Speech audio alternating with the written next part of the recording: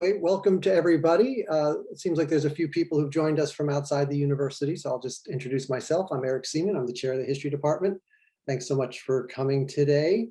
I want to thank Liana Vardy and the speakers committee for arranging today's presentation. As you saw, it's being recorded. I'll also note that we'll do the Q&A period and use the chat to set up a queue.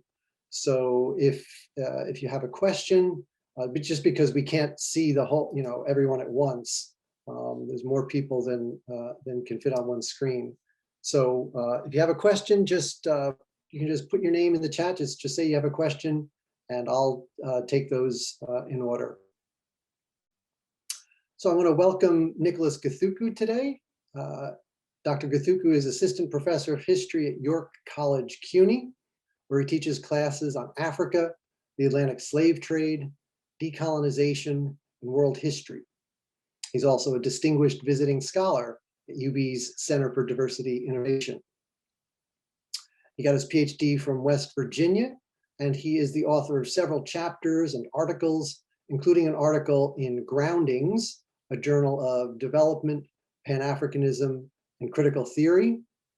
And actually, and just moments ago, author of a blog post in The Elephant, a really influential online publication out of Africa. Maybe you could tell us about that briefly at the start of your presentation.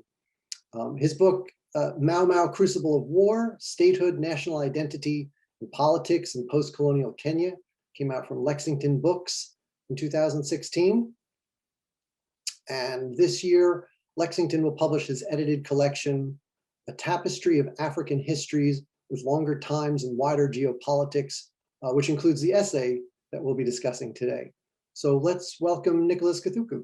I would like to start by offering a little background of the cartoon in this first slide. And I must say that I'm quite fond of the visual power and analytical accuracy of Gado's body of work. And I borrowed this particular one from a 2019 paper also on corruption, because I find that it captures a very interesting element of our 2018 political debate in which churches themselves were perceived to be as corrupt as the church and as the state. And I think remembering the church is very important. The church in Kenya has recently come under heavy public criticism for accepting without question or demur huge donations, offering and tithe from politicians. And this particular cartoon was produced and circulated widely via social media in 2018 after, while responding to his political detractors, the Deputy President, William Ruto, and I hope you remember that name, William, if not Ruto, said that by donating money to churches, he was investing, quote unquote, investing in heavenly matters, end of quote. But before proceeding any further, I would like to make a disclaimer.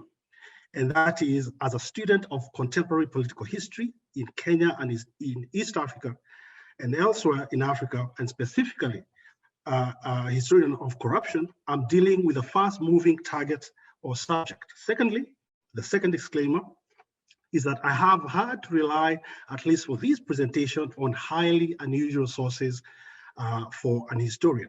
And for both these reasons, there may be rather obvious pitfalls and some perhaps not so obvious. Thirdly, when it comes to the cumbersome, difficult, and heavy subject of the technicalities of how tax havens operate and the role of advanced revolutionized digital technologies, I must say that I'm still a novice. And subsequently, one of the things that I did after completing this somehow or somewhat incomplete paper last year was to immediately enroll for the Financial Cybercrimes and Compliance Management Master's course at Utica College, New York. No kidding, you better believe it.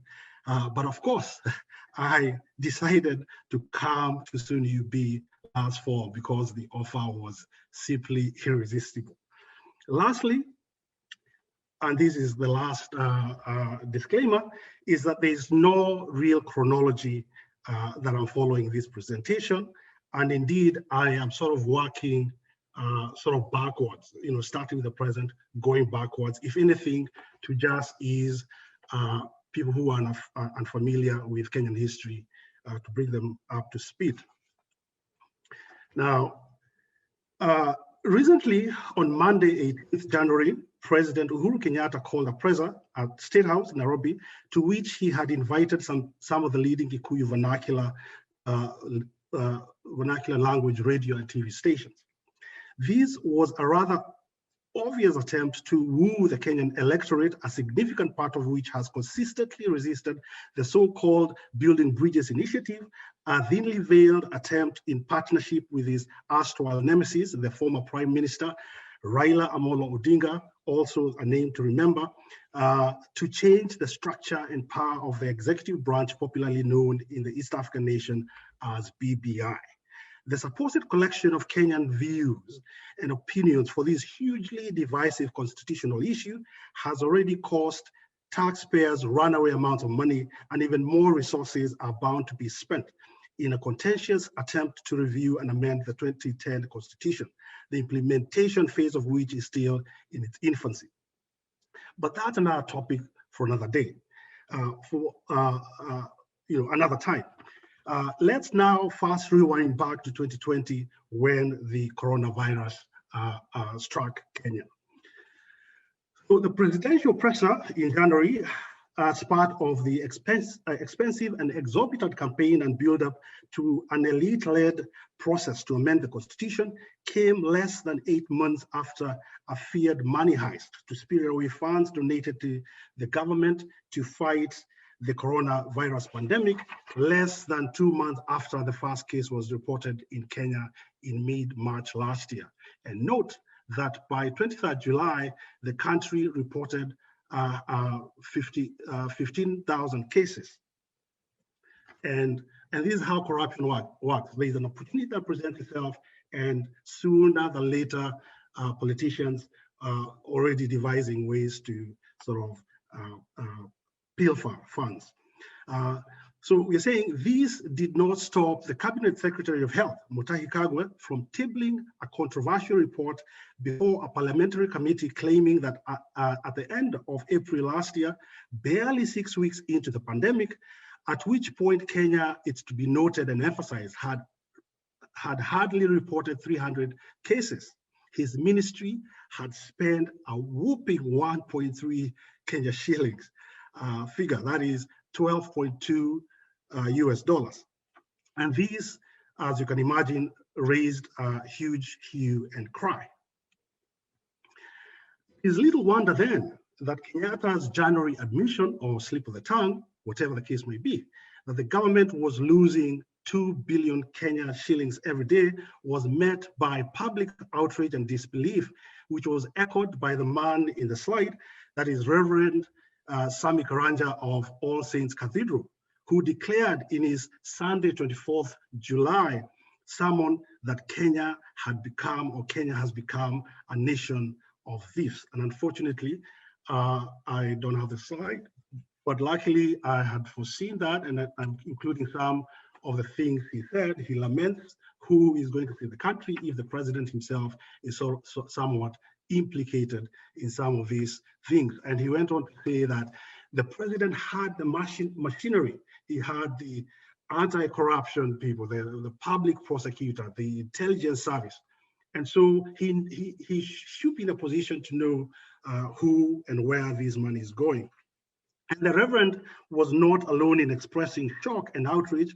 Among those who notably weighed in were an angry professor on Twitter, and that's what he had to say on the slide, and also the respected economist, Dr. David D. And it is very important that these economists referred to yet another unresolved 2015 Eurobond grant corruption saga in his tweet that I had in the previous slide. So let's fast rewind again back and talk about this Eurobond corruption saga. Since coming to power in 2013, The Kenyatta administration has been rocked by several corruption scandals, including the mysterious disappearance of over $1 billion after Kenya issued its first sovereign bond in 2014. 2 years after the country made its biggest debut of any African country on the international bond market, raising $2.75 billion. The National Treasury, under the government ministry, which formulates financial and economic policies and oversees effective coordination of government financial operations, could not account for these monies. The government, however, claimed that the money had been allocated to various government departments. Findings of a government audit, though, revealed that contrary to this claim, there was no proof of receipt of expenditure of this money anywhere in the government. For instance, the Department of Water and Irrigation was reported to have received 11 billion Kenya shillings, but there was neither documentation of the money having been received nor expenditure of said funds. Criticizing this mismanagement of public finances, the then opposition leader and former prime minister, remember that guy? None other than Raila Odinga, in 2016 accused the Kenyatta administration of an elaborate scheme of deception.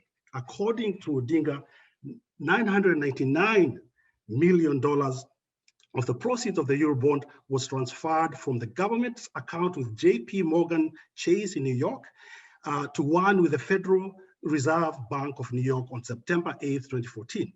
According to transfer receipts that he had and he published, he claimed that the money had not shown up in auditor reports since 2014 and that it was never deposited in government's public funds account. Odinga also called on US banks to give a full account of the funds and prove that they were not part of this grand theft. Raila said, and I quote, "Nobody knows whose account it ended up in or whether it came into Kenya at all," end of quotation. In its response to this criticism, the Ethics and Corruption Anti-Corruption Commission said it found no proof that any money from the Eurobond had been stolen. The then Treasury Secretary Kamau Thuge said that the missing money was not on the budget for 2015 because it had been allocated for the 2016 financial year. Speaking to Bloomberg, Thuge said that the opposition leader's claims and criticism, and I quote, is an issue of misreading the tables. Let's shift gears and talk about the mechanics of these Eurobond money disappeared. That is through huge government infrastructure projects. Dubbed the Eurobond corruption scandal, this suspected misplacement of funds intended to lower interest rates, expanded airports, or a new railway between Nairobi and the port city of Mombasa at the coast remains a mystery. As noted in the Department of Water and Irrigation example of alleged government allocation, huge infrastructure projects are the preferred modus operandi for siphoning state coffers and grant corruption that employs what Kenyans humorously describe as tenderpreneurs, or engaging in tenderpreneurship, only in Kenya. Bureaucratic functionaries and top-level government officials are increasingly targeting huge sums of money earmarked for infrastructure and other construction projects. And it comes as no surprise then that an Italian construction company, and I hope I say it right, CMC de Ravenna, was paid no less than 21 billion Kenya shillings a down payment. Note, a down payment, even before it had begun work on 2 dam projects in a region known as Elgeyo Marakwet of the Rift Valley region of Kenya. According to private investigations by the leading newspaper in Kenya, the Daily Nation, this tenderpreneur scandal involving dams was part and parcel of an apparent construction of a host of dams under the government's engineering, procurements, construction, and financing scheme. Of course, none of these dams were constructed. The ground was not even broken. In all, since the Kenyatta administration assumed office in 2013, various government agencies have signed or are planning to enter contracts worth a whopping 700 billion Kenya shillings for dam construction. Go figure, right? Amounts of money said to have gone missing during the administration of Kenyatta are staggering. In Kenya, as in Rob Marsh's South Africa and Sean's South Africa, it is white-collar crime that is most likely to bring the country down to its knees. But criminal and corruption instincts of authorities pervade Kenyan society and all sectors of the economy, as demonstrated by that cartoon where a judge is probably receiving a private call saying, if you make a ruling in my favor, I'll send you money via the phone. It's called M-Pesa. And this top-level eating culture in various levels of bureaucracy and high echelons of government is mirrored throughout society. Corruption permeates Kenyan society because it is the sort of society that the predatory state has fashioned. In 2015, exasperated by rampant corruption, Dr. Willy Mutunga, then Kenya's Chief Justice of the Supreme Court of Kenya, concluded that Kenya had become, and I quote, a bandit economy. This respected and high-ranking international jurist complained that corruption stretched from the very bottom of society to the very top of society. As an apparatus of transforming society, the Kenyan predatory state has transformed society into a sukuma wiki society, or what I like calling survivalist man-eat-man society, a bandit economy, as Willy Mutunga calls it, characterized by survival by any means necessary. And indeed, corruption so permeates society like an unavoidable hydra that scarcely leaves anyone untouched or unaffected. Now, let's turn our attention to illicit financial transfers during other previous Kenyan regimes, starting, always working backwards, like I said at the beginning, starting with the Mwai Kibaki era illicit financial flows, once described, and I think I'm way ahead of myself, once described by Mikel Arong as the laziest of scams. Kibaki was the third president of Kenya, and his greatest debacle was the so-called Anglo leasing scandal. Humorously, I don't know why Kenyans find humor in all this nastiness, humorously described, dubbed as Anglo fleecing. It was, what you need to know is that it was unsophisticated. It was almost like child play. As Rong noted in her book, It's Our Time to Eat, both in terms of its mechanism or modus operandi and the concealment and the eventual beneficiaries, it was the laziest of scams. Anglo leasing was so simple. A child could master the technique, according to Mikel Arong. It was a classic procurement scam. It only needed two parties. Although for it to work, one of those parties had to be at the top of government and so powerful enough to silence doubting minions and also to be able to ignore institutional checks and balances. And now, what you now see on the PowerPoint slide is all you need to remember about Kibaki's Anglo leasing. One, it was a Moi era horse. It straddled both regimes, Moi and Mwai Kibaki, and it was therefore testament to systemic corruption. It also involved 18 contracts from various government departments.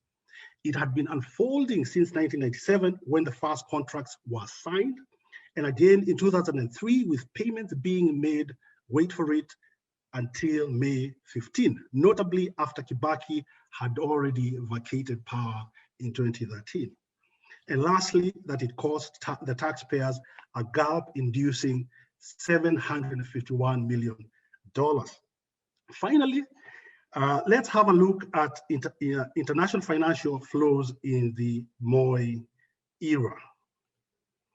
Now, Moi's ludicrous failure in the 1990s was dubbed the Golden Bug Scandal, and it involved anything between, wait for it, $600 million to at least $4 billion US. What is not commonly known by the public, however, is that this was not the beginning of malfeasance during his long period in power. But we'll unpack these in a bit. What we need to know and remember about Goldenberg is that if Anglo-leasing was so simple a child could master the technique, Goldenberg involved financial stratagems so complex, even economists had difficulty grasping all of them.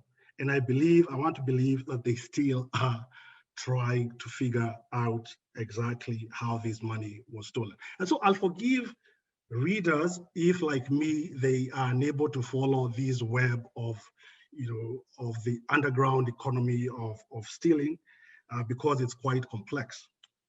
But let's go back to the question of pre-Goldenberg era corruption during the Moi regime.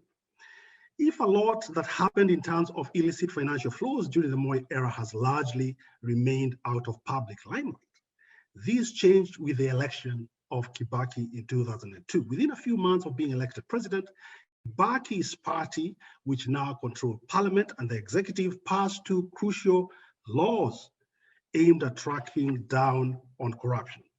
That is the Anti-Corruption and Economic Crimes Act and the Public Officer Ethics Act.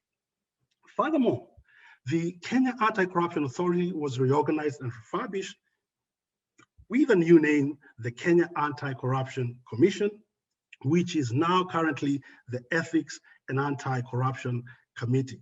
So I find that Kenyans have a way of refurbishing and repackaging all these anti-corruption bodies, which never get anywhere. And as Hornsby observes, these only spell doom for the Moi era insiders.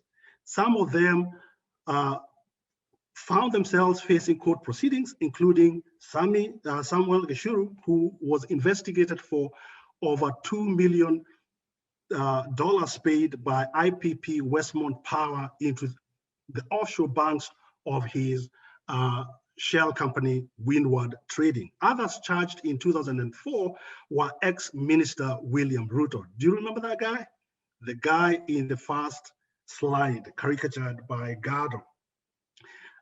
Sami Mwaita, who were charged with fraud, and Gideon Moi, Joshua Kulei, and ex-commissioner Wilson Gachanja, who were questioned over the sale of government land. Moi's right-hand man, Nicholas Kipiato Kiprono Arab Biwot, was barred from entering, and I think it's important to remember this, was barred from entering the US under new legislation.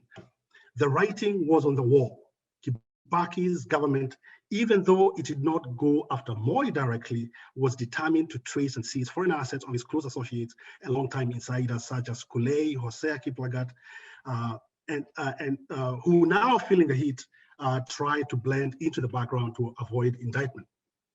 Some, including Kulei, managed to obtain residency abroad in case the situation worsened. Importantly, in 2003, the Kibaki government hired a firm known as Kroll Associates, to investigate offshore assets held by the Moi era leaders. Sometimes I call them the Cabernet Syndicate, particularly Kulei, Gideon Moi, who is a son of the former president, now late, and Biwot. And as it is now widely common knowledge, after an anonymously leaked leakage and subsequent publication of an online version of the subsequent report by WikiLeaks, Kroll investigation traced between $2 billion and $3 billion US dollars stashed by Moi and his close associates. How's that for a stimulus package for cronies? The very next day, after the report was leaked by WikiLeaks, on that 1st August 2007, the Guardian, the British newspaper Guardian, published news of the breathtaking extent of corruption perpetrated by the family of the former president, Moi. The British newspaper stated that it had seen the 110-page Kroll report that alleged that relatives or associates of Moi siphoned off more than £1 billion of government money, which meant that if true, he was on par with other great African kleptocrats such as Mobutu Sese Seko of Zaire, now the DRC, and Nigeria's Sani Abacha. The secret report, The Guardian continued, laid bare a web of shell companies and secret trusts and frontmen that Moi's entourage used to funnel hundreds of millions of pounds into nearly 30 countries, including Britain. The accumulated assets, including multi-billion properties in London, New York, and South Africa, as well as 10,000 hectare ranch in Australia, and banks accounting, or rather bank accounts containing hundreds of millions of pounds, The Guardian went on. According to the Kroll report, Moi's sons Philip and Gideon were reported to be worth 770 million and 550 million pounds respectively, and between them, they were said to have foreign bank accounts in far-flung places, including various banks in the UK, Grand Cayman, Luxembourg, and South Africa, and different types of properties in Jersey, Liechtenstein, Australia, Belgium, Brunei, Canada, Dubai, Finland, Germany, South Africa, and the UK. One of the two sons was even said to have involved in laundering $200 million via Frankfurt, Germany. Among other Moi insiders named in the report, Biwott was said to own accounts with Credit Suisse and Citibank, and even owned a bank all by himself in Belgium. Whereas Kouley owned various real estate properties outside London valued at 4.5 million pounds, and a flat in London that was evaluated to be valued at 2 billion pounds. According to Kroll investigators, a well-known Kenyan bank was believed to be the key to getting vast amounts of money out of the country via its foreign currency accounts.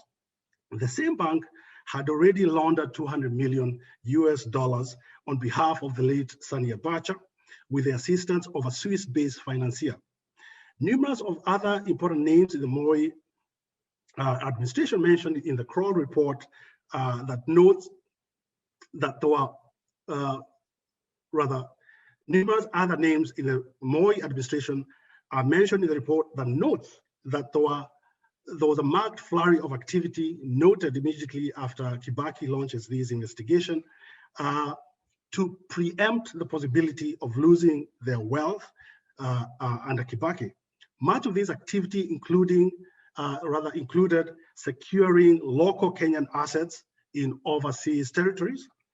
And the Kroll report, however, seems to appreciate that Moi's kith and kin and their properties and wealth had been adjudged by a court ruling as illegal, or had not been adjudged by a court ruling as illegal or corruptly obtained. And so Kibaki could not go on and try to ask foreign governments to retrieve or freeze these assets.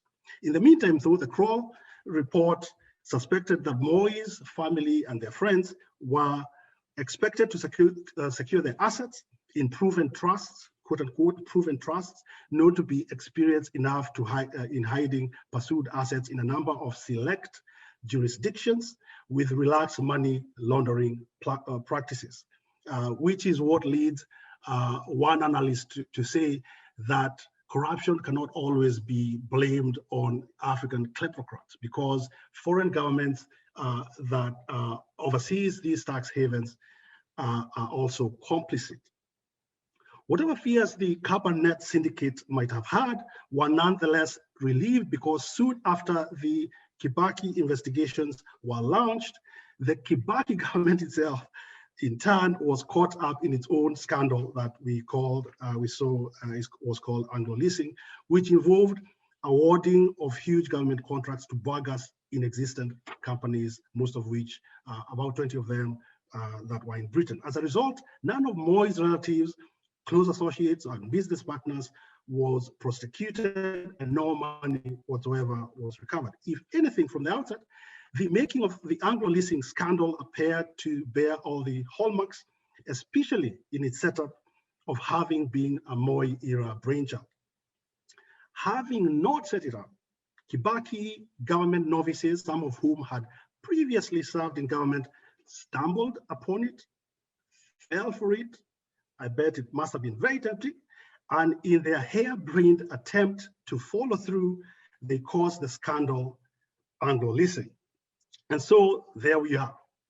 This is a picture of corruption gone full circle.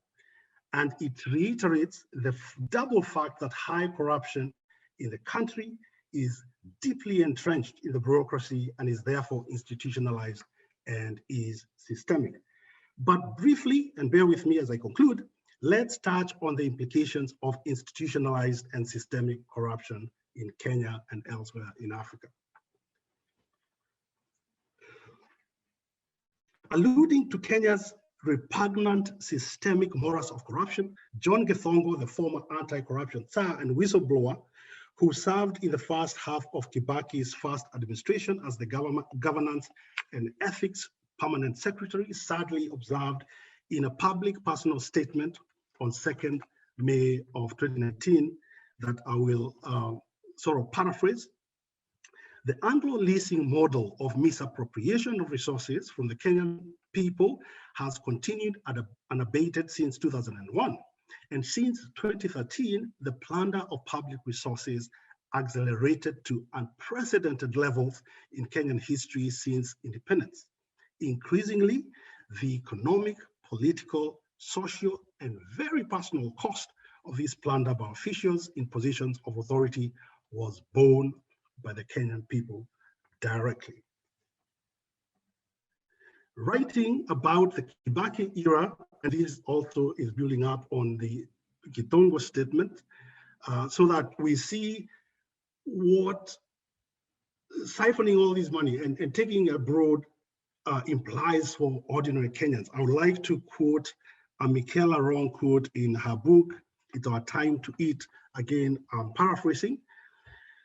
And she's talking of Anglo-leasing, I believe, that the value of the stolen money amounted to 5% of Kenya's gross domestic product and over 16% of the government's gross expenditure in the 2003-2004, the period in which the 6 Kibaki era contracts were signed.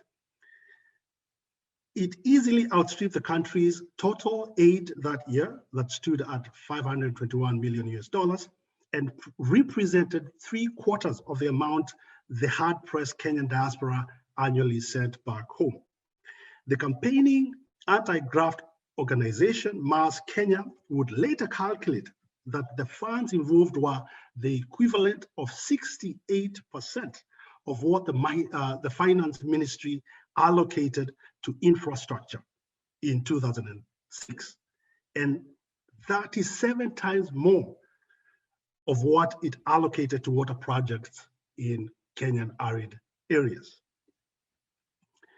The then American ambassador, I think it was Rauenberger, came up with an even more depressing figure and comparison, saying that the money stolen by Kibaki Anglo-leasing would have been enough, and this is distressing, would have been enough to supply every HIV positive Kenyan with antiretrovirals for at least 10 years.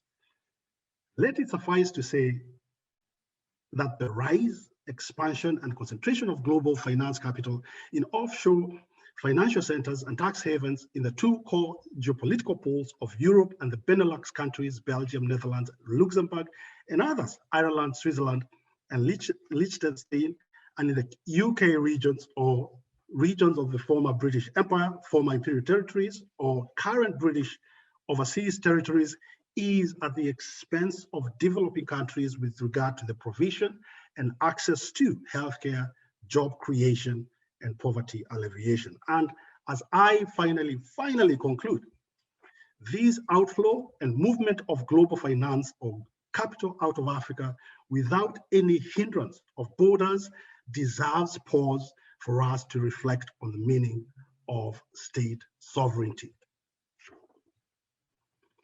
Considering the global mobility or flight of international capital from developing countries and elsewhere to core tax havens, it is quite evident that the traditional accounts of sovereignty found in the discipline of political science and its sister sub-discipline of international relations, as Achille Bembe notes and argues, is rather limited. After all, as he points out, and I quote, these accounts locate sovereignty within the boundaries of the nation state, or within institutions empowered by the state, or within supranational institutions and networks. Yet, the global mobility and concentration of capital, and especially through dirty money flows, drains developing economies of desperately needed resources for development, while developed countries, including the US, sadly, reap their accruing benefits.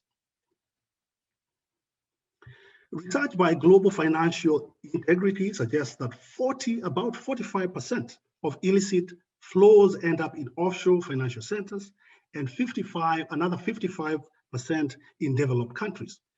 And these only serves to demonstrate the perceptiveness and inherent insight of Achille Bembe's unique and apt understanding of the absolute expression of sovereignty that resides to a large degree in the power and the capacity to dictate who may live and who may die, especially in Africa.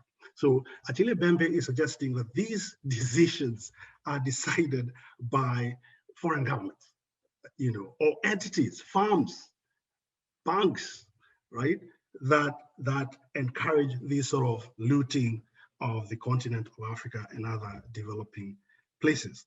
And so we're saying Africa, for example, is a net creditor of the rest of the world, in the sense that the external assets, that is the stock of flight capital, exceed external liabilities or external debt.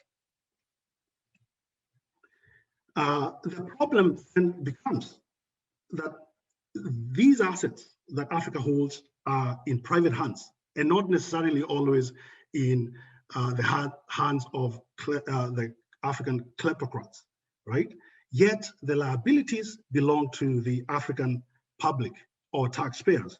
Indeed, as the scholar Saul Posiotto observes, the flow of capital, both legal or illegal, to offshore destinations across international borders only serves to undermine state sovereignty traditionally defined by the political scientists and international relation experts, and to also then confirm the modern state, any state whatsoever, as a legal fiction.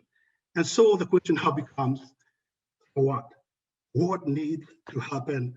And here in this slide, you'll find some conclusions about ways in which, especially making legislation, tightening the rules and regulating these offshore structures.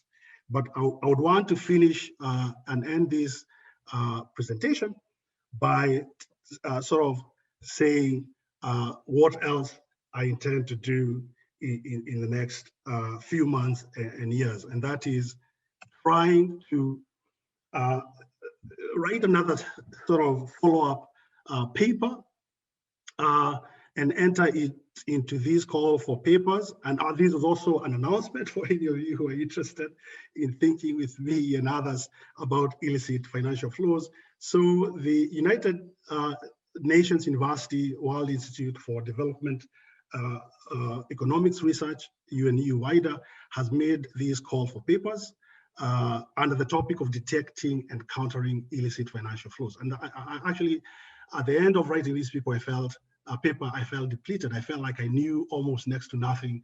And also I felt that these few ideas about how to counter them could be and should be fleshed. And so I have partnered with a Kenyan economist colleague of mine, and this is the next project that we're trying to do in the next few weeks and months. Thanks very much. So we've got lots of time for questions. So if people would like to, oh, looks like Victoria Wolcott has a question. Go ahead. Thank you so much. Thank you so much, Nick. I was fascinated, and I felt like you were modeling the need for scholars to learn new methodologies and to be brave and courageous about doing so, which is something that I greatly admire. So I know you said you weren't going to do chronology, but I am going to ask a question related to chronology, and specifically both reading the paper and as you were talking, I was thinking about the ways in which, for people who do African American history more specifically, so that's more my field, modern American history, have become sort of reacquainted with the work of Cedric Robinson, and specifically with his concept of racial capitalism. So I'm thinking about his 1983 book, Black Marxism, where he coins that term. And so Americanists have been kind of going to town with this idea of racial capitalism, which got me to think about the relationship of what you're talking about to kind of broader histories of a global racial capitalism. And specifically, I wonder if you could just talk about some of those connections, and whether what you're describing in the recent past is novel or a break, or how much continuity there is. So whether or not you want to engage with Robinson, but just that basic question. Thanks. That's a pretty huge question for me. And I also confess that I'm not acquainted with Frederick Robinson's work on racial capitalism.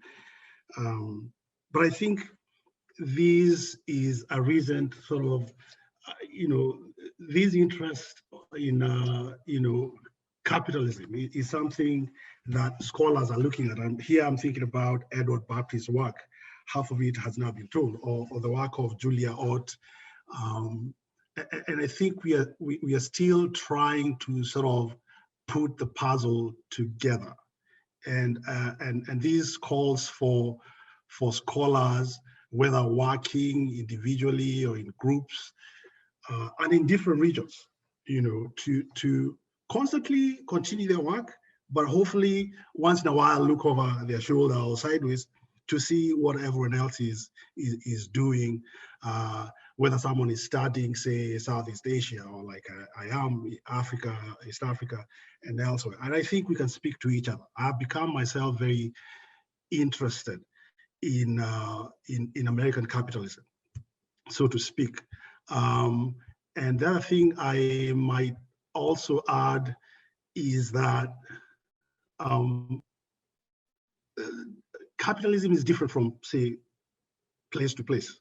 And American capitalism is quite unique, especially considering the fact that it has very specific foundations. And this is something I'm trying to explore, especially while I've been here with my colleague Vanessa Holden, and that's why I initiated that series with her, to educate myself in some of these specific areas of which I'm not necessarily expert. I don't know whether that answers your question, but I'm really offered to really follow these up individually with you, and to continue this conversation. I think and I believe we can learn a lot from each other going forward and collaborate. So it's specific and regional, North American or European capitalism, or Caribbean plantation and South American. I meant to say the South, the American South, specific plantation sort of capitalism, but I guess it builds up into one big mosaic. Sean, why don't you ask your question live to increase our human interaction? Sure, yeah, no, okay, thank you, Nick, for that very interesting presentation. I was kind of reflecting on the end of your paper, where you were talking about the need for political will, and that seems to be kind of part of the problem, right? But also this question about needing greater accountability. And so it was, occurring to me, of course, in post-colonial Kenya, there must have been mechanisms for accountability and for government oversight to have been set up. But how have these been defeated? You can have, like, on paper, constitutionally speaking, mechanisms for accountability and government oversight. But if all branches of government have been corrupted, then those mechanisms become worthless. And I just wonder how you kind of begin to address that if the same people are engaged in trying, who are supposed to be enforcing the law, are clearly just on the take. I mean, this is a absolutely pervasive problem. It's just destroying South Africa nowadays too. The corruption is just pervasive. And I don't know how one puts a stop to it, because everybody expects to get a piece of the pie. That's the thing, Sean. Like I said, we have anti-corruption bodies that have morphed since the Moi regime in the 1990s. I think the very first one was dubbed the Kenya Anti-Corruption something Authority, CASA, right? And then it becomes something else under Kibaki. I don't know why we are so preoccupied with changing names. It's like a way of reassuring citizens that something is being done whilst there's nothing absolutely being done on the ground. And this current president, Uhuru, has overpromised about slaying the dragon of corruption, and he has time and again let people down. So there's a lot of lip service that is being paid and very little being done to combat it.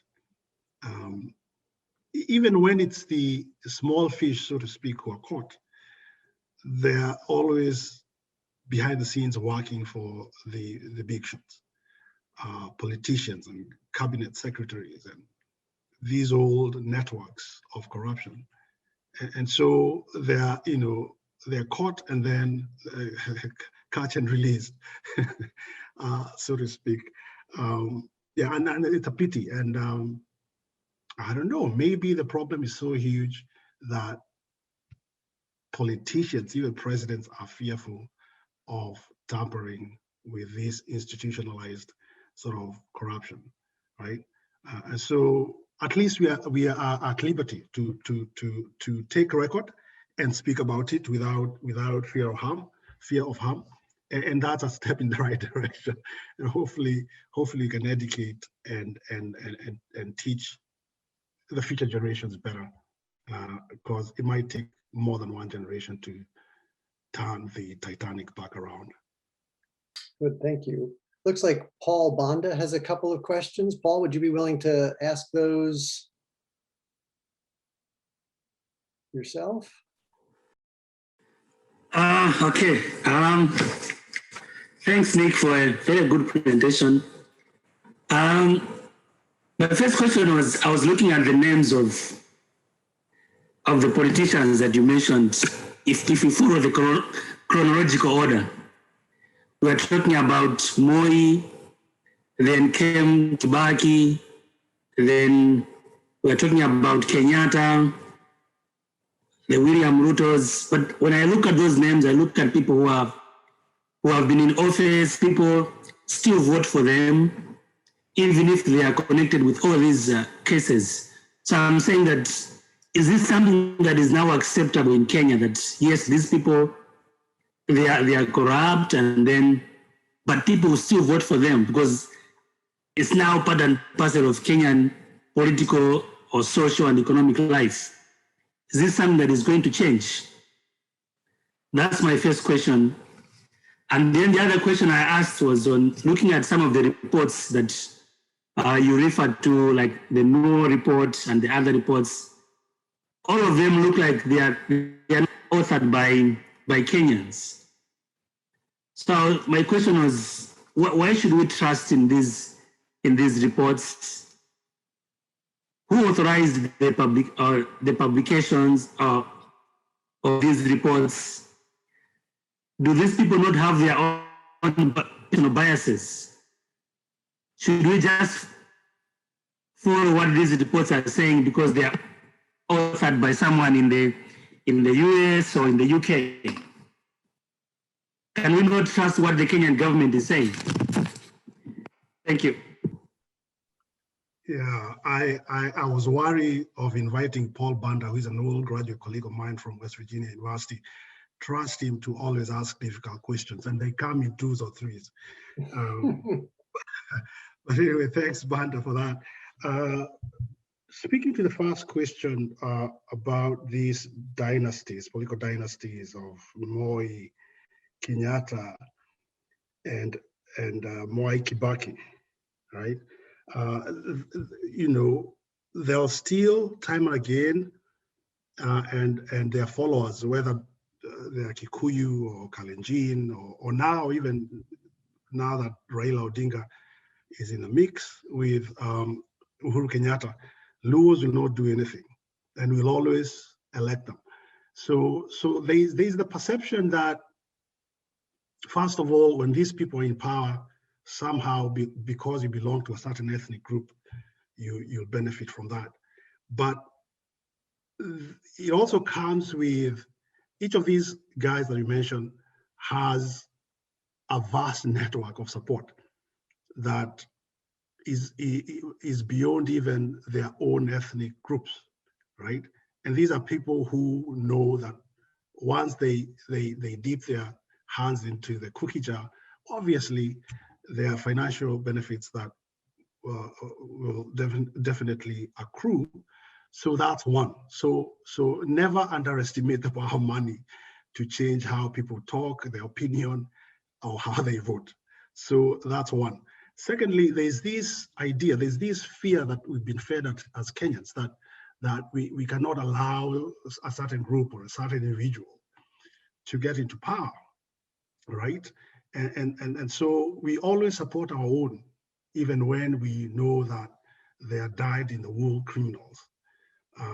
And there's this perception that not only that will benefit, but the other side might be worse. They might steal worse than our man. And one of my mentors a long time ago, Professor Milka Achola, once gave me an anecdote that really opened my mind. There's also this thinking that I'd rather be eaten by my ethnic hyena, not that it'll spare me, it's now being eaten by an ethnic hyena from a different community.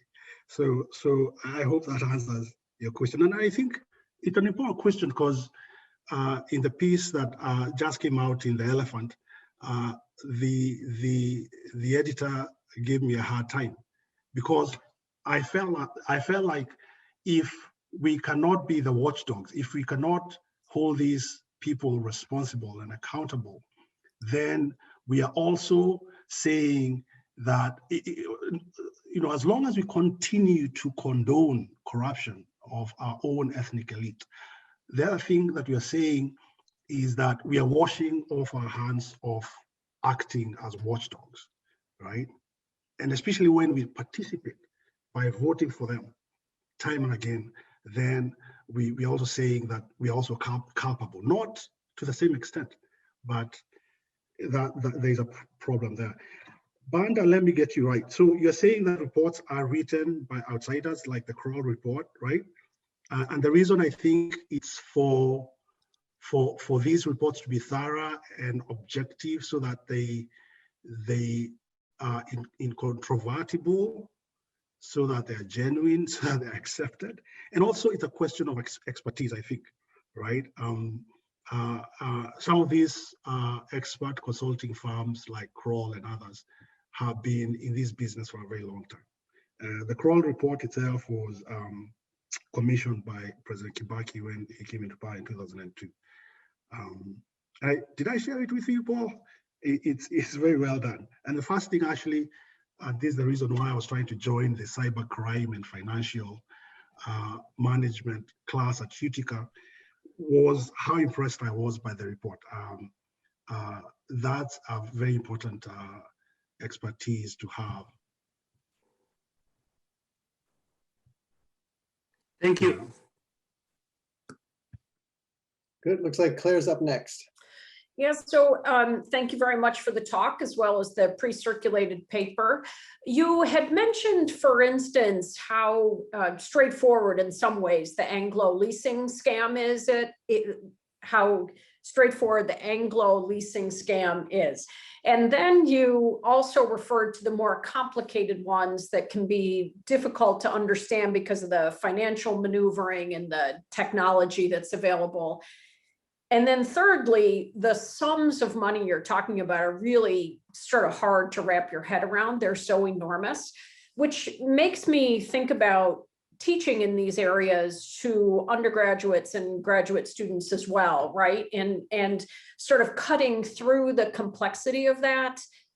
So I wondered if you could just say a little bit about how you approach teaching, and again, undergrad or grad level, in terms of these sorts of issues and the very interesting things that came out in your talk. And disturbing, I should say. Thanks, Claire. Thanks, Claire. I really appreciate that question. But then I must admit, like I said, because there was a disclaimer that this is a very new area for me. And I wrote it and I felt, oh man, I need to go and study. I need to go and specifically become an expert of sorts, you know, forensic accounting, and I'm really poor at math. You're talking about the figures big, so astronomical, it's hard to wrap your mind around them. Yeah, I haven't thought about teaching the subject, and I feel, and I was thinking to myself, now I'll be teaching traditional African classes, you know, political history and slavery, and then I'll start teaching financial compliance and forensic accounting after the master's. So not as a history course probably, but this is definitely something that I would want to think about. Like I said, especially in Kenya and other places in Africa. I think these people get away with this corruption because, like you said, poor people cannot wrap their minds around these astronomical figures. And so there's need for teaching, not only in undergraduates and graduates, but also the public. And it's a huge challenge. And back to the first thing that you said about the unreleasing being straightforward, that even a child could master it. It's easier said than done, and it's still complex in its own way, but experts who have a trained eye, it's easy to sort of unravel it. And I guess it was simple because when Kibaki's novices who had never served in government came across it, they're seeing all these. So I think 6 of those contracts were done by Kibaki men. 12 were found by the Kibaki government when it was new. And so they must have been so impressed, thinking, oh, this is easy money. But some of them were law professors, right? Some of them were just managing a simple pharmacy in a nondescript little town in Nyeri. I won't mention any names. And so when they come by this complex animal, they don't know what to do with it. They can't stop it. They don't want to stop it, and they want to continue with it. And so they come up with a rather shady, watered down methodology that makes them look bad, and they're caught. When it comes to the complex golden bag that has economists still thinking, I must say, I wrote this paper in January of last year, and I shared it with one of my friends who is an expert Kenyan historian, John Lonsdale, and he replied in an email and he said, you know, I don't know how they do it. And I like you said, I cannot get my mind around it. Yeah, but it's an interesting question they've asked, and I think it means that we have to roll up our sleeves and get to understand his world. And talking of the state specifically, I must mention that there was a law that was in the making for the last 2 years. I believe it's called the Shell Companies Abuse Act that has come into effect today, I think. And it was being championed by Representative Colin Allred. And this time the US is enacting that law to make sure that foreign companies, foreign individuals who are moneyed do not bankroll and tamper with in terms of financing with the US electoral process.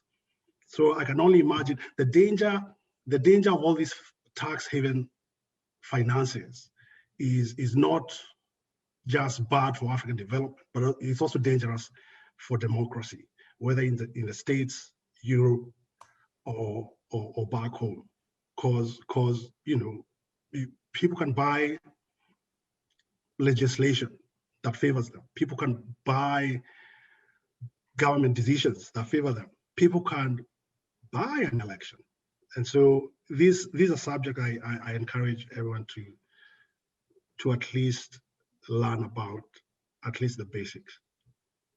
Thank you.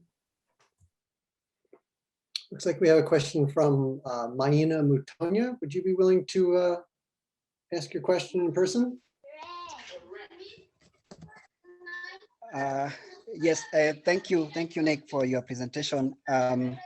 I think I have to, conflict of interest here that Nick is not only a friend, but that we come from the same village in Kenya. So these are things that we usually talk about, when we're chatting every now and then, But my question was, he has, Nick, you've talked about, the different regimes and the corruption scandals and, all that, But what is interesting for me is that the actors in these corruption sagas are the same, and that number two, corruption in Kenya is used as a stepping stone to political leadership. So it seems like we are kind of, held captive by these cartels, And probably a simple question here would be how would we get out of this captivity that we find ourselves in? Thank you. And greetings from Mexico. Thanks, Maina. And thanks for coming within a short notice. And I must say this is a big question, and I don't think it's going to take one person to answer it, but there is need, like Sean noted earlier from my last slide, there's need for a lot of political will. So we need individual leaders who are courageous and fearless to tackle these cartels as it were. And then, like I said in the presentation, how we teach our children values, integrity, professional ethics, virtue. And so it might take a long time. It might take, I don't know, the rest of this century and a long time to come before we can turn the Titanic around. And it's a difficult question to answer, especially when it's me answering it. We need like a think tank to think about ways in which to curb this. But one of the things I said for listeners to put a finger in some of the decisions taken when Kibaki came into power, for example, denial of individuals from entering the US. It'll need like a concerted global effort to curb this menace, not only back home, but also in these tax haven jurisdictions. Is there political will? Because it's very luxurious to have people hiding money in your legal and territorial jurisdiction, and so it becomes a very difficult subject to tackle, because it's not a problem that you just tackle from Africa and leave unaddressed in the developed world. But thanks for the question. Thanks, Nick. Yes, thanks. So it looks like Tamara's up next, and then Liana. Okay, thanks so much for the talk and also for your paper. I learned a lot about your paper, from your paper. And I was impressed and interested in the point that you made at the beginning of your paper, that there's a lot of attention on East African kleptocracies, but that we have to remember that these kleptocracies work hand in glove with lawyers and corporations and all of these kinds of entities, or this wouldn't happen, right? It takes two to tango in this sense. So I was surprised at the end of your paper when you concluded, you said capitalism itself is at risk. And you had detailed in such magnificent detail, really fascinating detail, how the capitalists were working with the kleptocrats in order to make this happen. So it seemed like capitalism was getting off the hook, although capitalists were most definitely not. And it seemed to suggest that what was going on was in some way a betrayal of real capitalism or a corruption of real capitalism. I think I'm probably reading too much into this, but I guess I would just like you to talk about whether what's going on is not, in fact, an extension of capitalism. I mean, most of the stuff is not, offshore kinds of entities are not, strictly speaking, illegal, right? So is this just an extension of capitalism, or is it a corruption or betrayal of it that needs to be brought under control? That's a great question, Tamara. And I hesitate to say, but I will. First of all, the right attribution of that quote is, I was quoting Chris, I think it's called Christensen. I think it's a Nordic author name, who said that at this rate, that capitalism is itself at risk.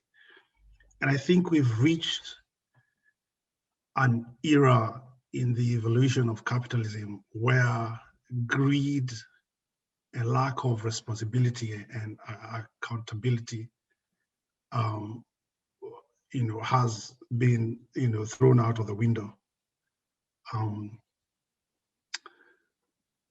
We are experiencing uncurbed raw greed, and a good case in point.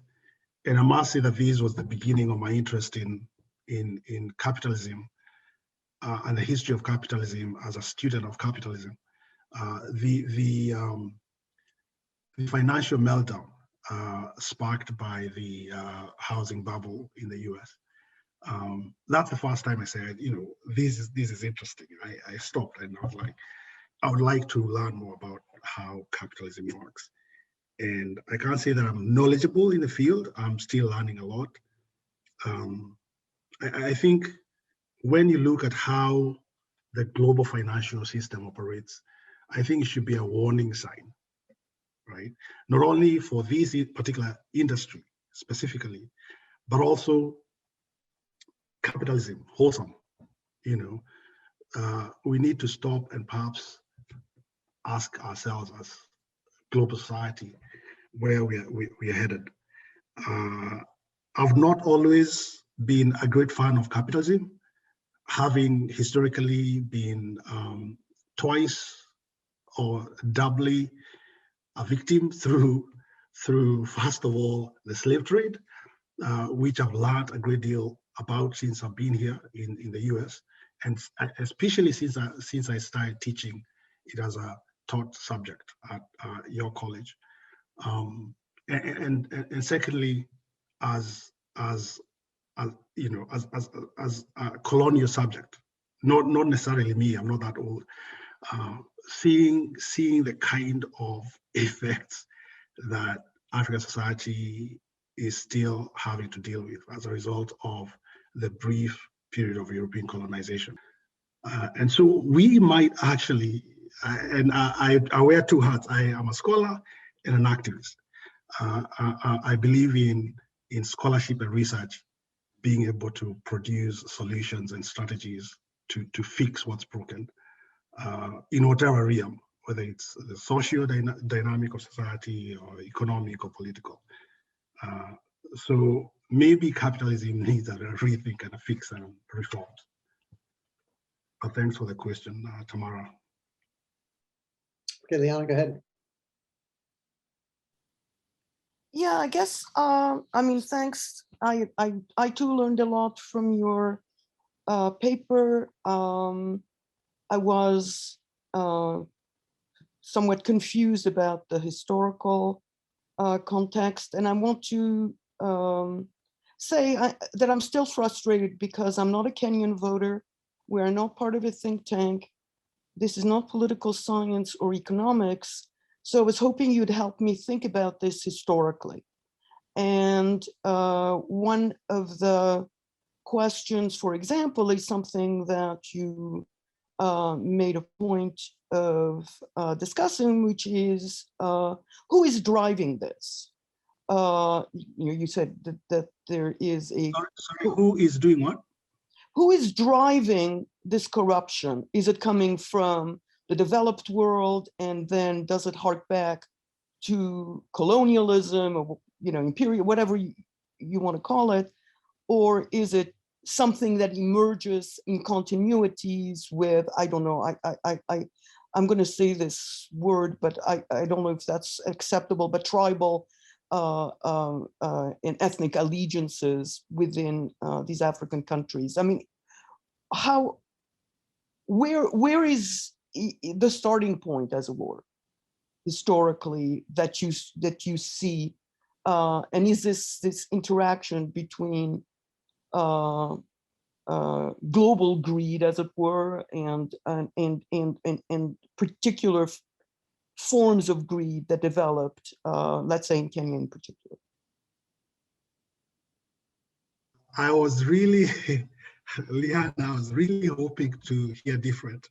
That, oh, I made the presentation and everything nice is very clear from the email like that we had. But it looks like the confusion and frustration is still persistent. I think part of the problem, I must say, is the fact that I get preoccupied with contemporary problems as a historian who focuses on contemporary stuff. So that's part of the problem. That, like you saw in the presentation, I'm working with stuff that has happened like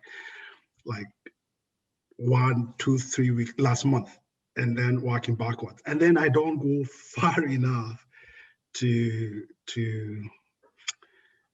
for a deep, thorough analysis.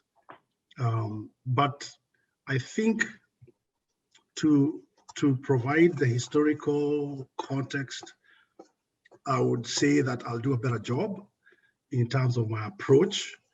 And once having tasted the perspective of the analyst school, the French analyst school of, I forget the individuals who contributed and founded the historical perspective known as longue durée, I hope to study and to work through people like Arigi and people, I forget his name, is Douglas someone, people like I think is a British sociologist, I'm blacking out on his name now, Charles Tilley. Those people I know have done thorough work on the foundations of capitalism. And of course, they're names that we know as historians. I think it is Thompson and the likes of Anthony Hopkins and his huge tome analyzing British imperialism from the earliest time all the way to the present, at least the last 5 or so years. Right, so I think to answer your question, then you'd have to fall back on this huge trove of historiography. What's driving it? I guess it's the internal logic of capitalism. It's just the way it operates. It tends to feed on its own children, so to speak, to borrow words from the French Revolution. So it's just how capitalism operates. And also I know I alluded to the fact that the structure of the offshore industry erected towards the end of the 19th century in London, and specifically the city of London, and not the financial city of London. which I believe probably has a much longer history than that, reaching back to, probably mercantilism going forward. And I believe that's what's driving corruption. I don't know. I don't know whether to say that capitalism then is inherently flawed or corrupt, but that perhaps is a hypothesis that might lead to a proper answer. But what about the Kenyan context? Why do you think this country, like so many others, is collaborating with this corruption? Is it, is greed of that sort? It's structural? What is it? I think, especially talking of corruption since 2009, since the new administration in 2013, someone mentioned, I believe it was Tamara, who said that capitalism has gone off the rails. And I think that's what has happened in Kenya. I think it's astounding. It's sheer raw greed, if ever there was any. And I think historically, since the founding of the country, the way to get ahead, like I think Mina, my friend from Mexico City, said, it's the only way to get ahead in Kenyan society. And that's why I needed to mention I alluded to that Reverend Sami Wainaina. I think that's the way Kenyan societies work. People want to get rich quick, which is a sort of pervasive, I don't know whether it's just Kenyan zeitgeist, the spirit of the times of I'll do this, I'll do that. Even the church itself, if you read the work of Paul Gifford, and I think it's called The Church and Politics in Kenya, I think it was published within the last 10 years. Even the church itself is implicated in this corruption. Religion has become a commercial enterprise, shamelessly. So when I say corruption is pervasive in Kenyan society, it's not just the state and its state agents. And I guess it's this sheer need to survive by any means necessary that is a problem. And maybe if I didn't come to the US and try to make something of myself, I'll be waiting in line for my tender and stealing money. But I've been taught better by my mom and my parents. Thank you. I don't know if I can ask a question. And Professor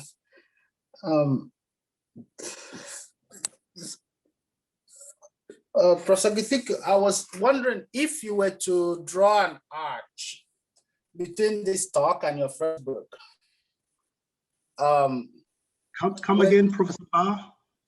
If you were to draw a line between the paper you presented today and your first book, one of the major arguments in that book is that the Mau Mau struggle itself, you talk about a Mau Mau mentality, right? A mentality of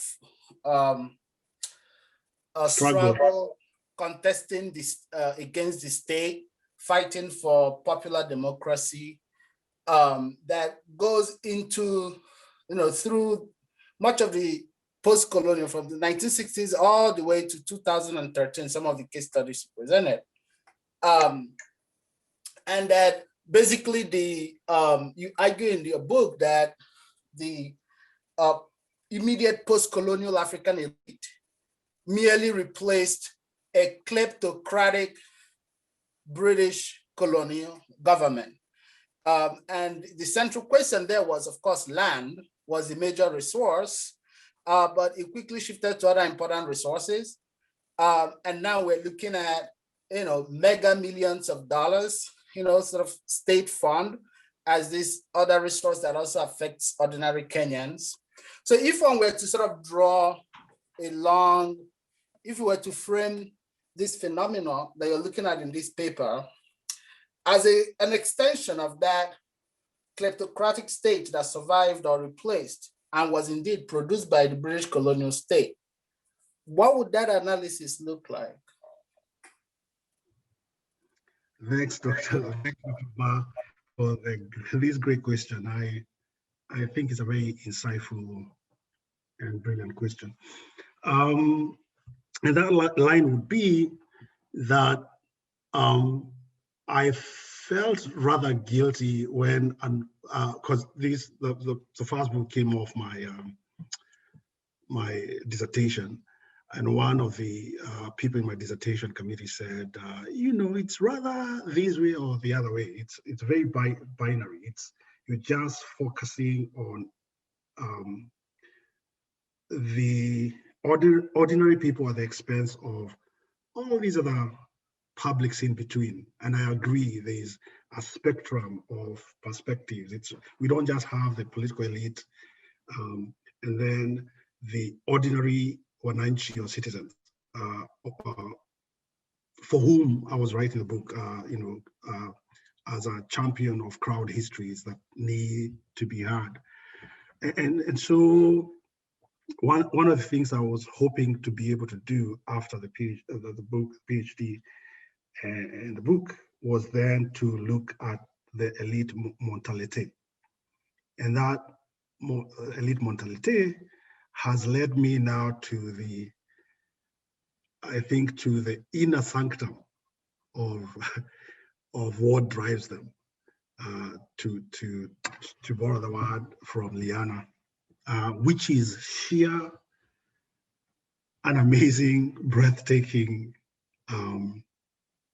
greed that is behind these huge, vast amounts of money that is being spirited out of the Kenyan economy and elsewhere in Africa. I don't even know what name to give it other than sheer greed. But I think that's it. I don't know whether that answers your question. That I dealt with crowd histories, the mentality that drove the Mau Mau fighters to the forest to fight for self-mastery, to fight for independence, to fight for their land. And then there was the British elite, colonial capitalist-driven mentality of sheer exploitation and dispossession of people's lands, which is then assumed by the post-colonial political elite. And I think to give it a title because I give it a title in a different paper, we can sort of call it a colonial ideology of law and orders, So, because what capitalists need to survive is law and order. When everyone is quiet and not comfortable and peaceful in spite of the pain or the losses or the exploitation that might be going through.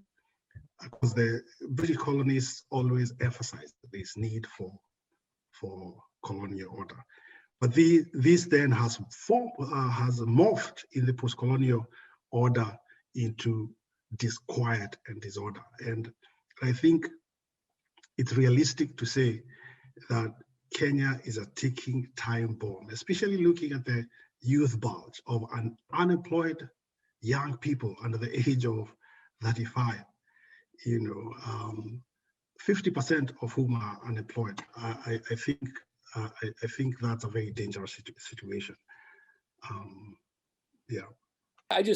I'll keep it quick, and I'll just forego the thanking you and telling you how interesting it was, but that was all there. That was all the case. But I just was thinking about criminologists' language. They talk about convergence as a tendency, especially in international crime, as different kinds of crime and criminal activity tends to converge in the same places because a certain culture, a certain expertise sort of builds up. So, you have lawyers who, people who just know how to navigate avoid the patrols and avoid the police and the inspectors and so forth. So so this kind of, it seems like what's happened in Kenya is a kind of a classic case of this kind of convergence, maybe. And if you look back historically, often in the imperial age, or in empires maybe more generally, you get this convergence on the borders of empires because there's a kind of a different culture of what defines crime and what defines corruption in an empire and then on its adjacent territory. So often, you know, when there's crime, an empire will protect the criminal or won't consider the person a criminal and consider them a protected subject, where on the other side of that line, that person is considered a criminal. And so it just seemed to be interesting that, you know, in the post-colonial age, you might still have that phenomenon. It's just, it's sort of territorially inverted where, you know, instead of it having to exist on a kind of border of empire, you have this convergence that seems to be taking place because there are these outposts of empire that are essentially, you know, secretive and free, kind of anything goes, sort of Wild West types of places that permit a kind of behavior that, for whatever reason, is converging in places, not just Kenya, but places like Kenya, where perhaps the impetus to patrol it is low. And so I think the optimistic note in all of this might be that just if you have a situation where this is international crime essentially, but where the international community or the different states or patrolling entities actually can come together, they can actually snuff it out pretty quickly. But this crime seems to thrive in places where there isn't that will among sovereign spaces to coordinate a response. So it's really more a comment, I guess. I had the question to go along with it, but I'll just leave it there. And if you have any particular response, but to that, please go ahead. But thanks very much. Actually, it might be a comment, but it's a brilliant comment. I must say that that's very insightful. The previous publication that is titled "From Moral," I can't. I'm blanking on it, speaking for too long, and I don't know what to talk. But it sort of talks about how we move from a society that cherishes, an African society that cherishes reciprocity, a society that takes care of its own, a society that follows the dictate to the hilt of "I am because you are," a society that takes care of each other mutually. And I think we've moved from that sort of moral ethnicity, that's what I was looking for, moral ethnicity, to a place where those values are so watered down and adulterated by westernization and capitalism, to the extent that we are reaching a place of moral apathy and moral anarchy. And the piece that Eric was talking about that just got off the press in The Elephant, I did not even expect that it will be published today, maybe after another week or two, because the editor was like, what does that mean? Does it mean that then African societies are moral, that we don't have any sense of morality? And I had to explain to him, it means we need to study the problem more and see how we got here, which I would want to suggest that. And the other question that the editor was asking me is whether then I'm implying that African societies are inherently inclined to be corrupt, which is not the point that I'm making. The point that I was making is that our values are so watered down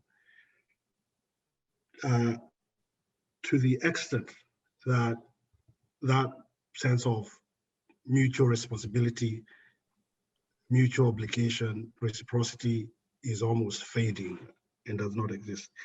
And I like what you're talking about, convergence. And then there are other elements that are inherent in African culture and haven't thought systematically about them, that perhaps, this is what I also told the editor a few days ago, that makes African culture somewhat inclined towards corruption. Because I don't know about Paul Banda's Malawi, but there was a culture of, when you do something for me, reciprocity could also be distorted. When you do something for me, then you expect something back, right? And that is still there, such that when I go for a Kenyan passport at immigrations, and these people process my paper so fast, they expect something in return, something small, reciprocity, warped and flawed, right? So it's twisted, right? Or the other culture, which is now part of our culture, and I guess it comes from Arab Muslim culture, bakshish, right? Probably from the whole Muslim pillar of zakat. Give me some of what you have that has remained. That's the origin of the word bakshish. But bakshish has now gotten such a bad name. It means, actually, in the early days of 70s and maybe during the colonial period, bakshish basically meant bribe me, you know, which actually now leads back to where we started. You know, the reason why I'm calling Kenya the house of corruption, house of Mlungula, right? Because it's so deeply ingrained. So thanks so much for that insightful comment, Sasha. Appreciate it. Thanks to everyone for their questions. I want to thank our guests who joined us from outside of Buffalo. And of course, I want to especially thank Nicholas for a stimulating presentation. And thank you for sharing that with us. Thanks.